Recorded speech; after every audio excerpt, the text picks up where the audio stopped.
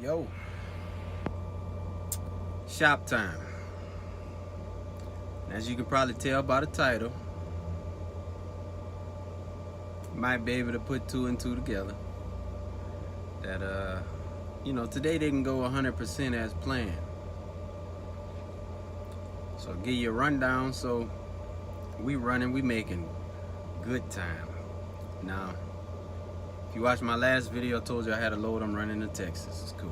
It's one of those with a window until Monday, but I can drop it at any time, right? So the plan was to drop it today. That didn't happen.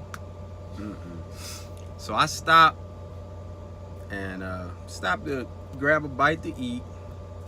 And as I do every time I stop my truck, I check I check my tire, not every single thing. If I check the tires, I'll check, the belts and, all that fluids, and I'll check that stuff. But as I get out my truck, I smell coolant, right? So now, as owner operator, as most of y'all know, if you got your own truck, like, you get to a point where you know everything about the truck. Like, so if something is not right, either you'll feel it, you'll hear it, or you'll smell it.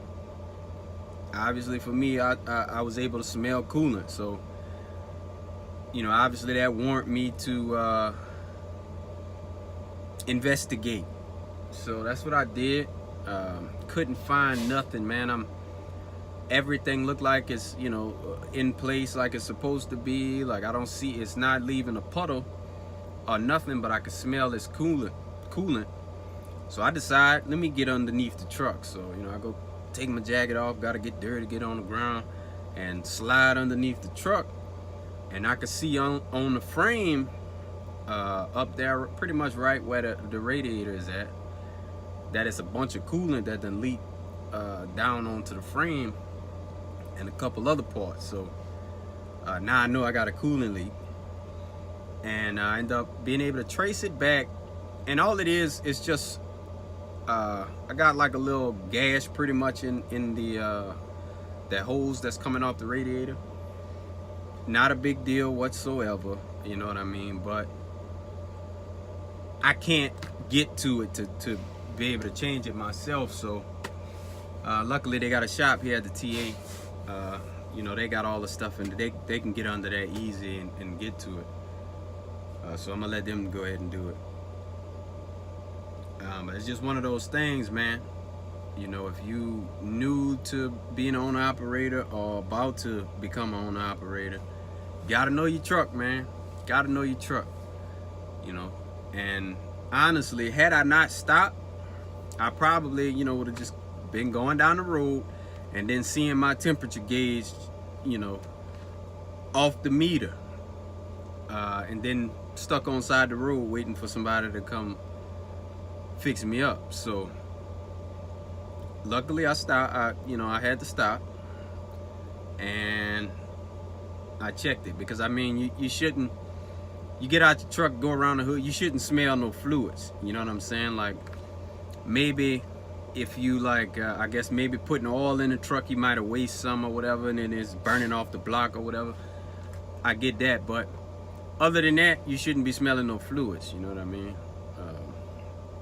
So yeah, man, we chilling. They got one truck ahead of me, and then they gonna get me in there, replace that hose, and I'll probably just get back on the road tomorrow. I got time, so it's not really a big deal. But I just want to show these little things, man, so y'all can see it's not always smooth sailing. You're gonna have your little issues. Luckily for me, the issues I've had have all been small so far. Man, I had a phone call. But yeah, all the issues I've had so far, they've been relatively minor, nothing major.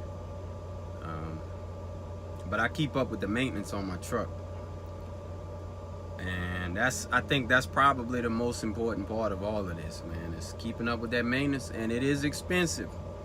To you newcomers, the guys that's trying to become owner operators, it is not cheap.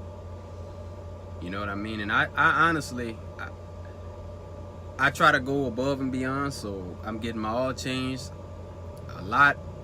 Well, not a lot, but a good bit ahead of, you know, what Detroit recommends for the DD15, and I'm getting everything lubricated. And I mean, most of the lubrication I do myself. Usually, I say about every 10,000 miles or so, I'm lubricating everything. You know what I mean? Stuff that it's not even really a joint. Hey, can't have too much of it. So I'm out down there lubricating everything. You know, that stuff, and getting your you know, the DEF system serviced. Which for me, honestly, I don't think that's gonna be too big of an issue, because I never idle the truck ever.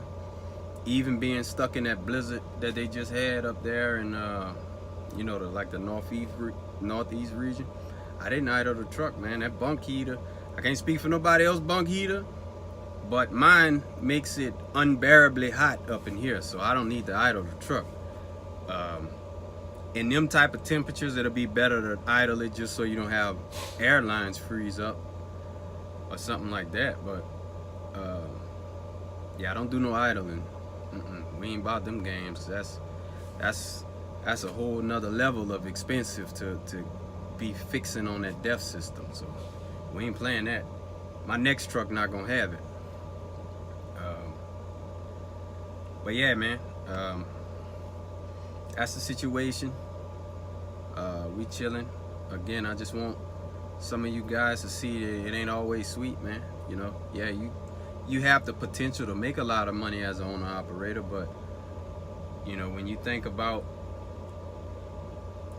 what could happen as far as breakdowns, all of that money could be gone like that. You know what I mean?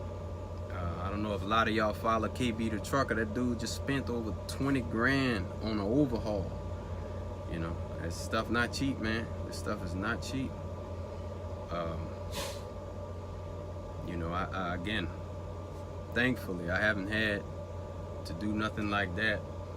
But you know, I get a lot of questions of guys asking, you know, oh, how much money, you know, would you recommend you have saved, you know, before you know, get your own truck? And that's such a tough question to answer, man. Like, you definitely need, like I would say, at least have enough for the things that's definitely gonna go out on a truck. You know what you know what I mean? Like, if you think about like the alternator, that's gonna go out. Water pump is gonna go out. Air compressor probably gonna go out. Starter is definite. If you got a Freightliner, that starter going out at some point, I promise. You know that, the turbo, stuff like that. Radiator, maybe. I've heard of, you know, a lot of guys have, you know, issues with the radiator. Man, I wish I could turn this camera so y'all can see this dude about to clean up the fuel pumps. Like, went in that sideways and he's stuck. But yeah, man, so it's really not, I really can't say how much how much to have, man. I mean, if you can manage to get a truck where the previous owner had kept it up, you know, and they can show you, you know, oh, I've replaced this and this and this and this and this, and you know, so on and so forth, then you might not need as much. But if you go buy you a used truck and, you know, ain't no service records on it, the more money, the better, I'd say. Yeah.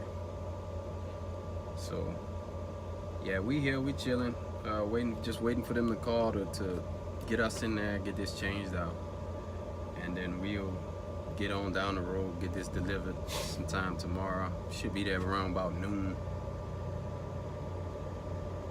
And I might do a live tomorrow. Once I get parked tomorrow, I might do a live. That way I can, you know, mingle with everybody, you know. But yeah, just wanted to give y'all an update and let y'all see that this stuff happens. Not a company driver, so they ain't, you know, let's say this was something serious, ain't no breakdown pay. No, you gotta pay for everything, you know. So if you need to get your truck towed, you paying for that. all the repairs, you got to pay for that, you know. And I don't know if you know about getting a truck tooled, man, but that's not cheap. That's not cheap at all. Like, you mess around and have to pay more to get the truck tooled than the repair. So, something to keep in mind. Just something to keep in mind, you know. And this won't be a financial setback whatsoever, because again, it's just a hose and some clamps. You know, they put new clamps on there. But when you think about, okay, just 2 weeks ago, I put 8 new drives on the truck. You know what I mean? So that's $3 grand, or over $3 grand. The drives, then I had my airlines freeze up. For them to come out to me, that totaled, it was a little, just right at about $400 and something, a little over $400. You know, so that's almost $4,000 in maintenance in a month. So, something to think about. Just want to let y'all see it. You know, I don't want y'all to jump into this prematurely. Go get a truck and then it's sitting up. I will say this though. If you got a truck that's paid for, letting it sit up, I mean, what's the big deal, okay? You gotta go back to be a company driver for a little bit, go drive somebody else's truck until you get the money to fix it, whatever the case, keep it moving. You don't owe nobody nothing on that truck. Or you could be like some of us, got these newer trucks and you gotta pay a payment on it every month. So, you know, it's either work or deplete all your savings paying the payment. So, something to think about. But y'all be easy. I'm out of here.